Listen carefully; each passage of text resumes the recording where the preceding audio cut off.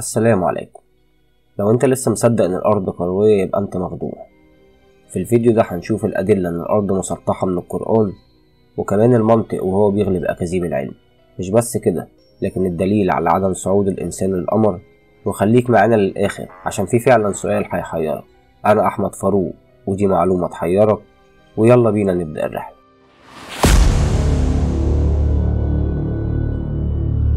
لو الارض كروية والكعبة في جنب وانت في جنب، يبقى عادي ينفع نصلي في الاتجاهين.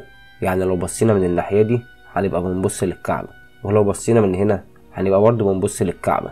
لكن لو الارض مسطحة الوضع هيبقى منطقي ان لينا قبلة واحدة، ولا ايه رأيك؟ بس لو دورت شوية هتلاقي الناس بتقولك القرآن بيقول والأرض بعد ذلك دحاها أخرج منها ماءها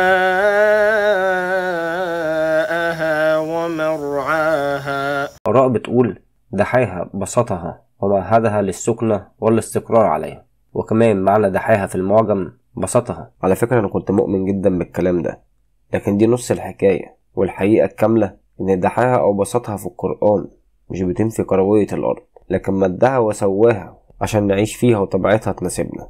والمدهش بقى إن القرآن فيه أكتر من دليل على كروية الأرض.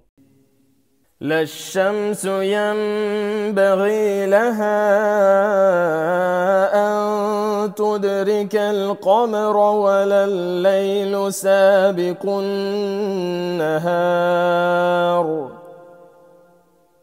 وكل في فلك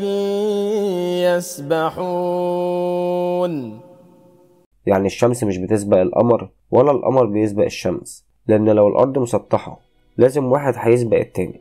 طب خلينا نفكر في حالة ان الارض مسطحة، واحد فيهم لازم يسبق التاني، يعني هتبقى الشمس هي اللي فوق او القمر هو اللي فوق. لكن لو هي كروية هتلاقي الشمس من الناحية دي والقمر من الناحية دي، او نص الارض نهار ونص الارض ليل، وهنا يتحقق ان مفيش حاجة بتسبق التانية. هيجي حد يقولك يا عم احنا طلعنا القمر، بس الحقيقة ان الدليل ده هو اكبر دليل ان في حد بيتلاعب بعقلنا.